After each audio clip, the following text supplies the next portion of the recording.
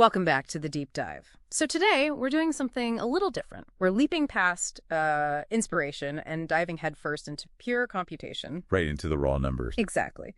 Our focus is the origin story of the QE watch. And, well, the sources we've gathered make this genuinely radical claim. Oh, yeah. That this device was, and I'm quoting here, forged by the code itself.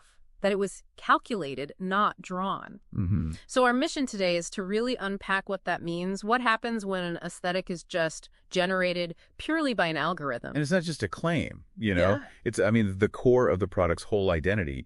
The foundation here is a specific protocol. The 1024-bit quantum encryption. The QE protocol, yeah. Yeah. And this is serious server-grade security. So in this case, the design isn't just influenced by the code. It is the code. Yeah. You're literally looking at data made visible. Okay, let's get into that core claim, because this is where it gets really interesting. So the design aesthetic, the constantly shifting lines, these complex geometric patterns, that's the direct visual result of this live 1024-bit key exchange just running in the background.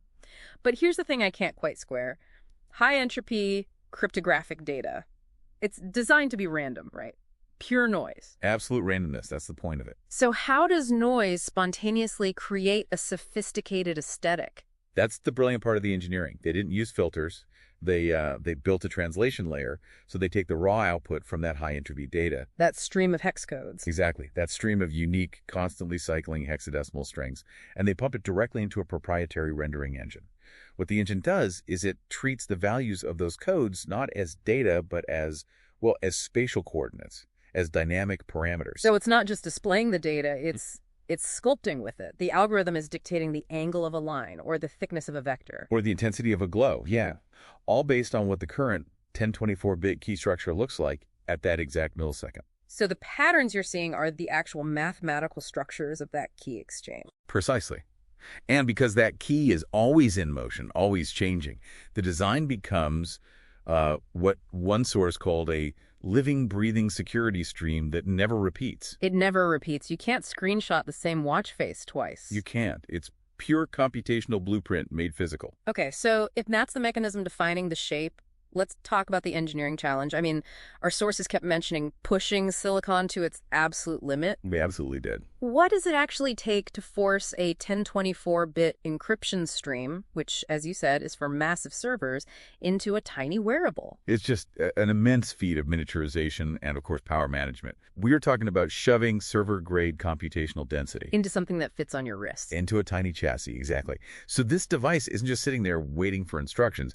It is constantly solving these incredibly complex equations. Generating heat, demanding energy. A lot of energy. Yeah. And that's why the sources refer to the device's output as the beautiful friction of that process. The friction of the process. I love that. So the visual interface is literally the chip laboring to maintain that security. That's it. It's a byproduct of the work. That makes perfect sense. The form is a direct consequence of the function, and the function is just pure cryptographic calculation. It means the look wasn't designed by an artist trying to make something look secure. No. The encryption engine itself dictated the form. The source claimed that hex codes built the layout. There was no design team in that sense. And this is the critical thing for you, the listener, to understand. The final result is 100% generated by the QE mechanisms. They eliminated the traditional designer's role completely. The math is the sole arbiter of the form.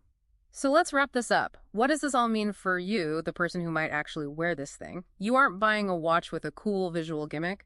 The casing is just a vessel for a security stream that's been made visible. You're buying a piece of security architecture that you wear. A piece of architecture. And that really leads us to the bigger final thought here. If the most secure, most complex code on the planet can spontaneously sculpt a sophisticated, non-repeating aesthetic, what does this algorithmic, self-designing approach mean for the future of industrial design? If the function, in this case, security, can flawlessly generate the form, are we seeing the beginning of a shift where maybe algorithmic blueprints could replace human creativity in product development? That is definitely something to mull over.